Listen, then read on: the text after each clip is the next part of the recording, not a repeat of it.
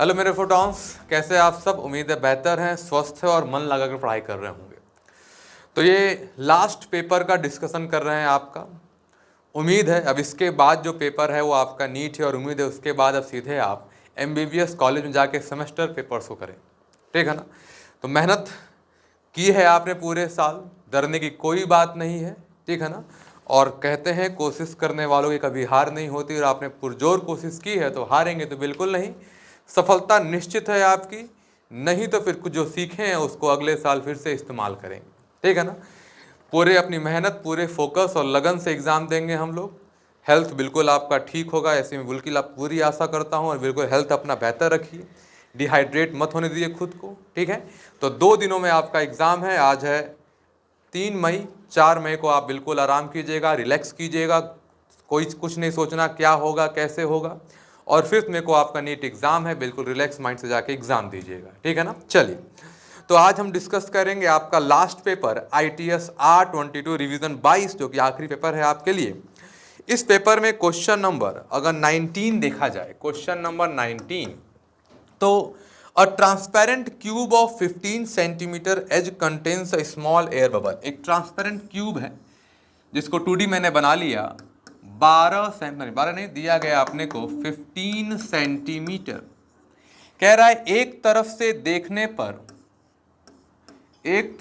देखने पर ये 6 सेंटीमीटर पे दिखाई दिया, और दूसरे तरफ से देखने पर ये 4 सेंटीमीटर दिखाई देता है। मतलब ये एपरेंट हाइट, कैसी हाइट है? एपरेंट दूरी है। क्या रिफ्रैक्टिव इंडेक्स ऑफ मटेरियल क्या होगा? ओके, तो ऑब्जर्वर रेयरर मीडिया में है तो H एपरेंट का फॉर्मूला होता है एक्चुअल अपॉन म्यू। तो म्यू का फॉर्मूला हो जाएगा आपका H not upon H apparent. बोलो क्लियर अपने को, ठीक है। या तो आप ये फॉर्मूला का इस्तेमाल कर लें या आप इसी फॉर्मूले का इस्तेमाल करें। अगर इस फॉर्मूले का इस्तेमाल करें तो आप ध्यान देंगे 2 H एपरेंट दिया गया। कितना दिया अपने को? 2 एपरेंट दिया गया। H एक्चुअल का फॉर्मूला यहाँ से क्या बनेगा, तो वो भी लिख सकते हैं हम लोग। H एक्चुअल बराबर हो जाएगा म्यू इंटू H एपरेंट। तो H एक्चुअल कितना दिया गया अपने को? 15। म्यू 1 दिया, एपरेंट 6 प्लस 1 म्यू के साथ दिया गया अपने को 4, क्योंकि एक्चुअल प्लस एक्चुअल, इधर से एक्चुअल प्लस इधर से एक्चुअल करोगे तो कुल लेंथ मिल जाएगी आपको। तो 15 इज इक्वल टू, अगर म्यू कॉमन ले लें तो 6 प्लस 4 मतलब 10, मतलब म्यू इज इक्वल टू आया 15/10 मतलब 1.5। तो ऑब्जर्वर अगर रेयरर मीडिया में है और ऑब्जेक्ट डेंसर मीडिया में है तो ये फॉर्मूला इस्तेमाल करते हैं। और ऑब्जर्वर जब डेंसर मीडिया में होता है तो H एपरेंट का फॉर्मूला होता है म्यू टाइम्स ऑफ H, यानी एक्चुअल डेप्थ। क्लियर अपने को? चलिए फिर अगला क्वेश्चन देखा जाए।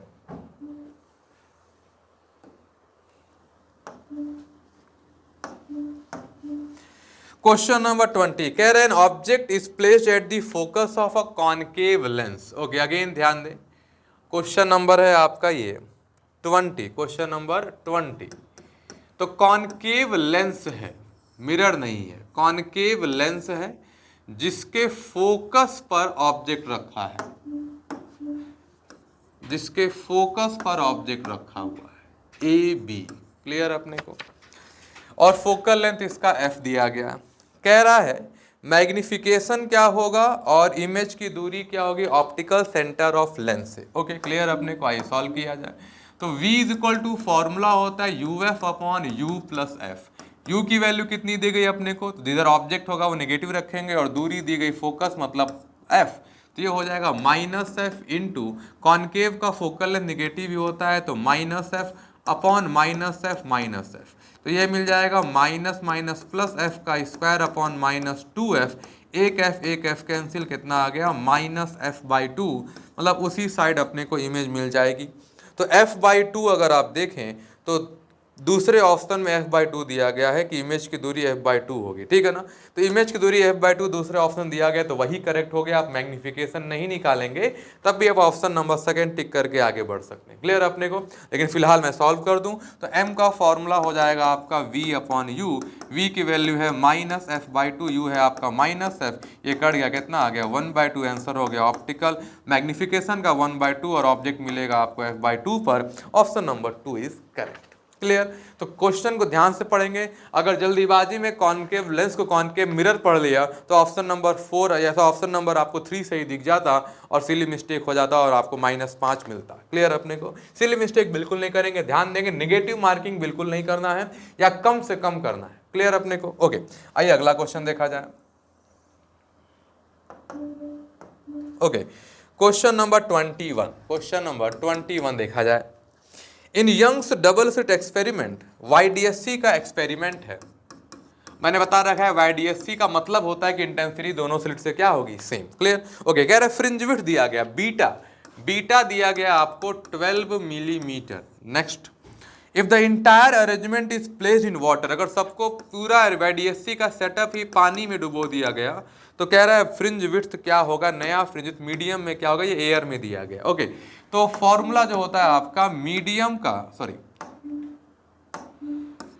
फ्रिंज विड्थ इन मीडियम का होता है fringe width in air upon mu. तो ये हो गया आपका 12/4/3 चला जाएगा ऊपर, 4 3 जा 12, 3 3 जा 9, फ्रिंज विड्थ घट जाता है तो 9 metre is the answer. Option number 2 correct हो गया। क्लियर अपने को। अगर आप सॉल्व नहीं करना चाहते, सिर्फ ऑप्शन देख के आंसर लिखना होता तो मीडियम में जाने के बाद फ्रिंज विड्थ घट जाता है और घटा हुआ फ्रिंज विड्थ सिर्फ एक ही ऑप्शन में, ऑप्शन नंबर 2 वही सही हो जाएगा। क्लियर अपने को। ओके, तो ये हो गया क्वेश्चन नंबर 22। आइए अगला क्वेश्चन किया जाए। क्वेश्चन नंबर 22, 21 था वो, 22 किया जाए।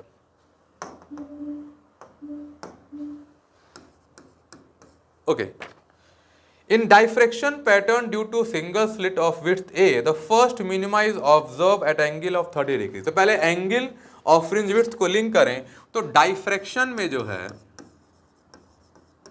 डाइफ्रैक्शन में पाथ डिफरेंस डेल्टा x का फॉर्मूला होता है A sin थीटा, YDSC में होता है D sin थीटा, डाइफ्रैक्शन में क्या होता है A sin थीटा। क्लियर अपने को। ना क्वेश्चन में अपने को A नहीं दिया गया, हाँ कह रहा है फर्स्ट मिनिमा। तो अगर फर्स्ट मिनिमा की बात करें तो डाइफ्रैक्शन में मिनिमा का पाथ डिफरेंस कंडीशन वही होता है जो YDSC में मैक्सिमा का होता है। तो यहाँ हो जाएगा n लैम्डा, क्या यूज करेंगे n लैम्डा, और पहले के लिए हो जाएगा 1। तो है फर्स्ट मिनिमा का पाथ डिफरेंस कितना आ गया, लैम्डा। क्या लैम्डा क्वेश्चन दिया गया है, यस। तो अगर फर्स्ट मिनिमा के लिए लिखें हम लोग तो फर्स्ट मिनिमा के लिए क्या मिलेगा, अपने को मिलेगा lambda is equal to A sin 30 degree. अब क्वेश्चन में आपसे पूछ रहा है कि फर्स्ट मैक्सिमा, तो डेल्टा x फॉर मैक्सिमा होता है 2n+1 लैम्डा बाई 2, जहाँ पे n स्टार्ट होता है कहाँ से, 1 से। क्लियर अपने को। तो अगर n की वैल्यू फर्स्ट यानी 1 पुट करें तो डेल्टा x हो जाएगा आपका 3 लैम्डा बाई 2। तो अगर फर्स्ट मैक्सिमा के लिए देखा जाए तो फर्स्ट मैक्सिमा के लिए लिखेंगे 3 lambda by 2 upon A sin theta, यही थीटा चाहिए, दोनों को डिवाइड कर दीजिए। दोनों को डिवाइड करेंगे तो मिलेगा 2/3 is equal to A cancel हो जाएगा 1/2 अपॉन साइन थीटा। तो साइन थीटा इज इक्वल, देखिए क्या मिला, ये मिल जाएगा आपको 3/4। तो यहाँ से थीटा की वैल्यू आ गई साइन इनवर्स 3/4। कौन सा ऑप्शन है ये, ऑप्शन नंबर सेकंड करेक्ट हो गया, साइन इनवर्स 3/4। क्लियर अपने को। तो ये फॉर्मूला याद रखिएगा, डाइफ्रैक्शन में मैक्सिमा का ये फॉर्मूला होता है और मिनिमा का ये फॉर्मूला होता है। n दोनों के लिए 1 से स्टार्ट होगा, first minima 1, first maximum n की वैल्यू 1 हो जाएगी। क्लियर अपने को। चलिए अच्छा क्वेश्चन डाइफ्रैक्शन का। आइए अगला क्वेश्चन किया जाए। क्वेश्चन नंबर 49, क्वेश्चन नंबर 49 करें। कह रहा है unpolarised light of intensity I0 is incident on a polariser. Okay, तो एक पोलराइजर है जिस पे अनपोलराइज्ड लाइट की इंटेंसिटी गिरी है, कितनी गिरी है, I0 इंटेंसिटी गिरी इसके ऊपर। ठीक है ना। Okay, polariser behind which polaroid B is placed by which intensity emerges light is I0/2। Now third Polaroid C is placed between A and B। Okay, तो कह रहे हैं B रखा गया है और B से कितना पास किया है, I0/2। तो अगर इससे कितना निकला पहले ये समझो। पहले पोलराइजर से जो लाइट बाहर आएगी वो जस्ट आधी हो जाती है I0/2। अब क्वेश्चन कह रहा है कि ये A है, B से पास करने के बाद भी इंटेंसिटी कितनी बाहर आई, I0/2 ही बाहर आए। मतलब A और B पैरेलल है, ऐसा क्वेश्चन डायरेक्टली नहीं कह रहा, ये आपको समझना है। ठीक है, क्योंकि A से अगर I0 अनपोलराइज्ड लाइट की इंटेंसिटी किसी पोलराइजर से पास होती है तो बाहर आने पे इंटेंसिटी आधी हो जाती है।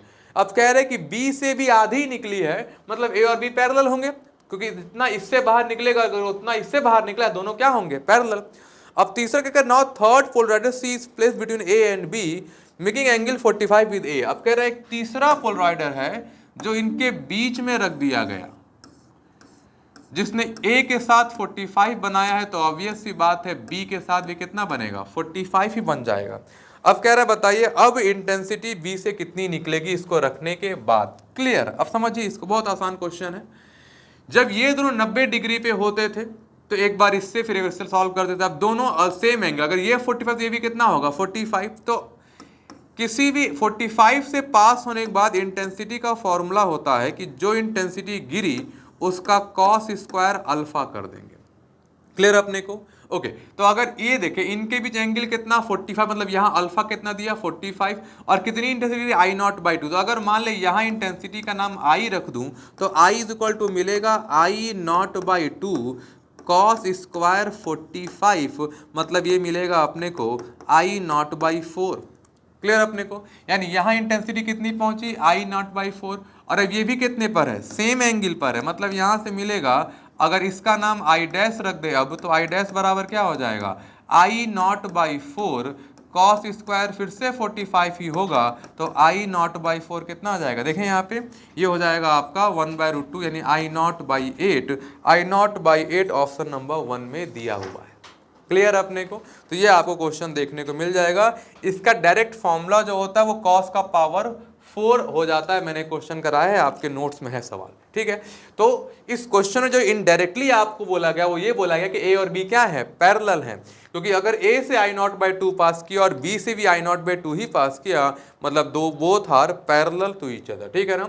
तो ये क्वेश्चन हो गए आपके। तो ये आपका लास्ट पेपर था ITS R22, ठीक है। अब एक दिन बाद जस्ट कल आपको समय मिलेगा, 5 तारीख को आपका नीट एग्ज़ाम है। बिल्कुल स्वास्थ्य पे ध्यान दीजिए, 1-2 दिन में बिल्कुल बाहर ना निकले, उतना अच्छा है आपके लिए, ठीक है। एग्ज़ाम देने आप आए थे, अब एक दिन बिल्कुल आराम करेंगे हम लोग, रिलैक्स करेंगे, बिल्कुल जोर नहीं देंगे दिमाग पे, कुछ नया पढ़ें, कुछ भी पढ़ लें। अगर मन आपका आराम करने का है बिल्कुल आराम कीजिए, थोड़ा टहल आइए, लेकिन बहुत दूर टहलते मत जाइए। मंदिर मस्जिद गुरुद्वारा जहाँ आपको अच्छा लगे वहाँ भी जाके आप एक बार समय बिता सकते हैं, ताकि मन आपका शांत रहे, ठीक है। क्या होगा कैसे होगा वो 3 घंटा 20 मिनट के लिए छोड़ दीजिए और बिल्कुल शांत रहिए। जितना साल भर की मेहनत है उसका बिल्कुल अच्छा ही रंग आएगा, उसका अच्छा ही फल मिलेगा आपको। तो इस चीज़ को सोच कर ही नीट एग्जाम बैठिएगा। क्या क्या लेके जाना है उसको बिल्कुल आज कल इकट्ठा कर लीजिए, क्योंकि 1 घंटे पहले इकट्ठा ना करना पड़े। आपके सेंटर पे 1:30 बजे के पहले दरवाजा बंद हो जाएगा, तो कोशिश कीजिए कि 1 घंटा पहले पहुंच जाए, और पहले पहुंच के आप सेंटर में इंटर कीजिए। कहाँ बैठना है, किस क्लासरूम बैठना है उसको बिल्कुल ध्यान से देख लीजिएगा। कौन सा अधिकारी है उसको भी देख लीजिएगा, बिकॉज अगर कुछ भी ऊपर नीचे होता है तो आप डायरेक्टली अधिकारी से मिलकर उसको बता सकते हैं क्या दिक्कत है। क्लासरूम में अगर घड़ी नहीं लगी है, घड़ी लगवा लीजिएगा। जहाँ आप बैठ रहे हो डेस्क हिल तो नहीं रहा, ऊपर नीचे तो नहीं हो रहा, उसमें छेद कोई खराब तो नहीं है डेस्क, क्योंकि OMR में फिर खराब हो जाएगा आपका। इन सारी बातों का ध्यान देंगे। क्लियर अपने को, अलाउड बहुत कुछ जाना नहीं है आपको। स्लीपर में जाइएगा, चप्पल लोअर में जाइएगा, अपना बिल्कुल ध्यान से जाएगा, एक्स्ट्रा कुछ पहन के मत जाइए ताकि आपको टेंशन हो। OMR ध्यान से पढ़िएगा, खासकर रोल नंबर में कोई गलती मत कीजिएगा भरने में, सेंटर कोड में गलती मत कीजिएगा, और पेपर कोड भरने में कोई गलती मत। ये 3 कोड बहुत इंपॉर्टेंट है, रोल नंबर, सेंटर कोड और पेपर कोड। अगर ये गलत भर दिया आपने तो OMR कहीं भी आपको गुम हो सकता है, ठीक है। अगर नाम में गलती हो गई गोला भरने में आपको, तो कोई पैनिक मत होइएगा, उसका कोई बहुत बड़ा प्रभाव नहीं पड़ता। ऐसे बहुत से बच्चे हैं जो नाम में गोला गलत भी भरा OMR में, लेकिन रिजल्ट फिर भी उनका आया है। रोल नंबर गलत भर देंगे तब आपका दिक्कत हो सकता है। क्लियर अपने को, OMR एक ही मिलता है, इसे बिल्कुल ध्यान दीजिएगा। तो जो जो बातें उन पे ध्यान देंगे, बिल्कुल पैनिक नहीं होंगे, रिलैक्स होके जाएंगे। आपको जो सेंटर पेन मिलेगा उसे एक बार चला के देख लीजिएगा, हाथ मत चलाइएगा। वहां कॉपी रखी होगी या कॉपी मांग लीजिएगा, उस पर चला के देखिएगा इंक कहीं ज्यादा तो नहीं निकल रहा उसमें से, इंक भरा है कि नहीं, कहीं पेन खराब तो नहीं है। इन बातों का पूरा ध्यान दीजिएगा, कहीं भी खराब समय नहीं गुजारना है आपको, बिल्कुल ध्यान से एग्जाम दीजिएगा। पेपर आपको 15 मिनट पहले मिलेगा, नहीं मिल रहा है तो आप जो भी टीचर होगा उससे बोलिएगा, वो नहीं सुन रहा है तो प्रिंसिपल ऑफिस जाइएगा, अधिकारी से बोलिएगा। इन सारी बातों का ध्यान दीजिएगा, ये सब चीज़ें आपके सिलेक्शन में बहुत मायने रखती हैं, ठीक है। चलिए फिर बेस्ट ऑफ लक, मेहनत करके जाइएगा। साल मेहनत किया है तो पैनिक तो बिल्कुल मत होइएगा। पेपर आसान आएगा तो बहुत खुश मत होइएगा, सबके लिए आसान होगा। पेपर कठिन आएगा तो पैनिक मत होइएगा, सबके लिए कठिन होगा। तो पेपर से कोई उम्मीद लगा के मत जाइए, पेपर जैसा भी आए आप उस हिसाब से कीजिएगा, ठीक है ना। चलिए फिर आगे आपसे बात होगी, मुलाकात होगी, सीधे अब MBS कॉलेज में आपसे मिलने का अवसर प्राप्त होगा। चलिए फिर नेक्स्ट लेक्चर में आगे बात होगी।